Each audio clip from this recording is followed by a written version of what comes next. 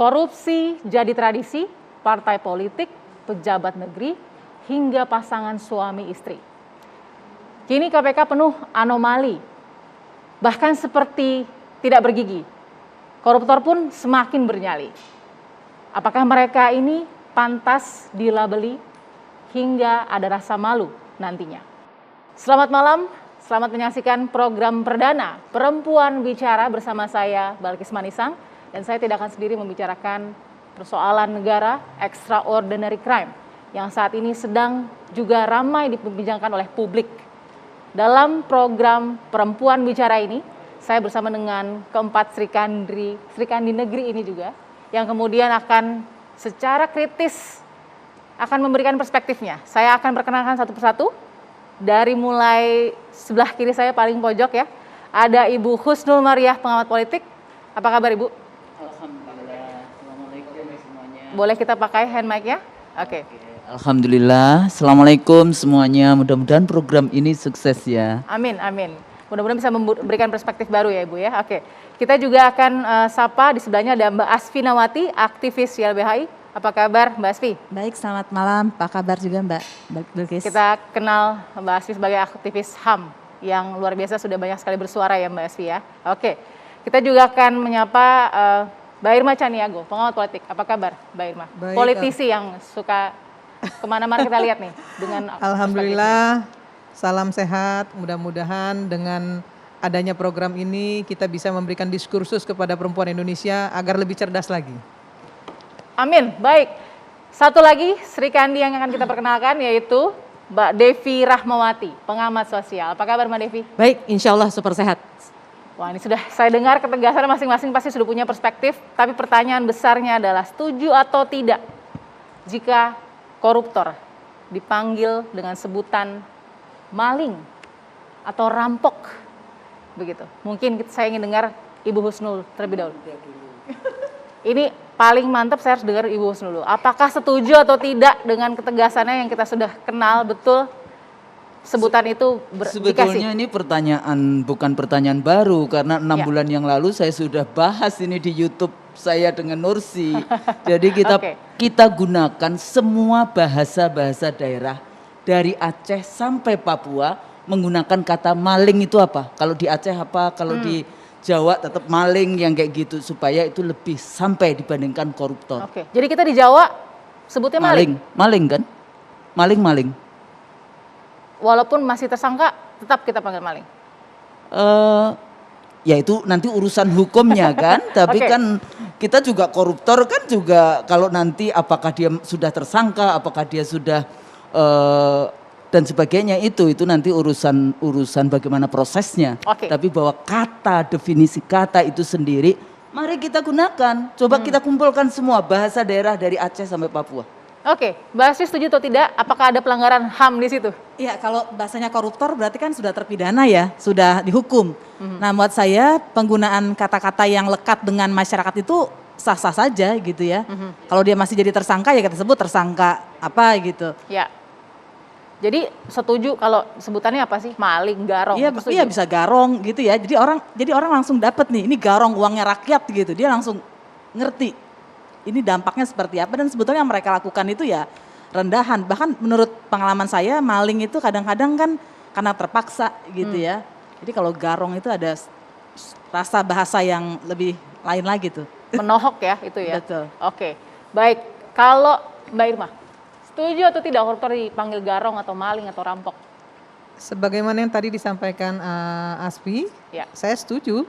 Kalau yang namanya koruptor itu kan dia sudah terpidana, sudah tersangka dan sudah melakukan pekerjaannya ya, sudah melakukan pekerjaan nyolong uang rakyat gitu. Ya. Kecuali kalau dia masih misalnya tersangka atau Jadi kalau tersangka jangan belum dipanggil. inkrah, itu nggak boleh juga kita sebut begitu, karena itu akan membunuh karakter seseorang. Nah ini yang sering terjadi, seseorang belum menjadi Asfi, belum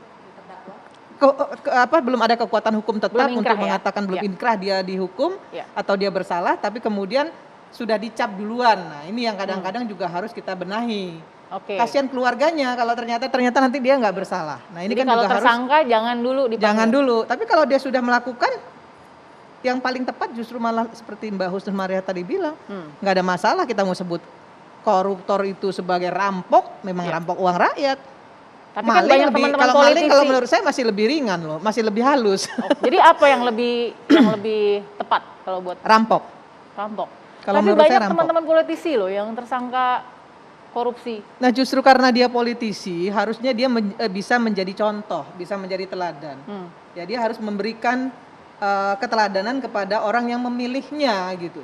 Oke. Bagaimana mungkin orang memilih dia untuk menjadi wakilnya gitu ya di parlemen, di pemerintahan, tapi kemudian dia tidak menunjukkan keteladanan untuk masyarakat. Orang seperti ini harusnya kalau di partai saya harus mundur, kalau nggak dipecat. Kalau tidak dipecat. Ya, ada 3 mohon maaf ya, di Nasdem itu ada 3 hal yang nggak boleh dilakukan. Yang pertama pelecehan seksual, yang kedua korupsi, dan yang ketiga narkoba. Nah kalau itu dilakukan oleh anggota DPR ataupun pengurus partai DPP, langsung harus mundur atau kita pecat. Oke. Karena itu code of conduct dan itu ditandatangani.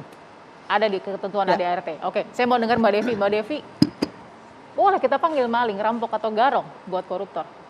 Ya, jelas saya juga sepakat dengan Mbak Irma bahwa kalau memang vonisnya sudah jelas, itu silahkan dalam konteks pendidikan pada publik.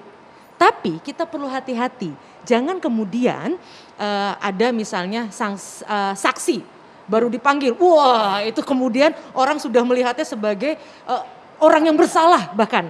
Karena artinya gini, kita perlu juga hati-hati kalau tadi acaranya kegiatannya adalah judulnya korupsi yang mendarah daging.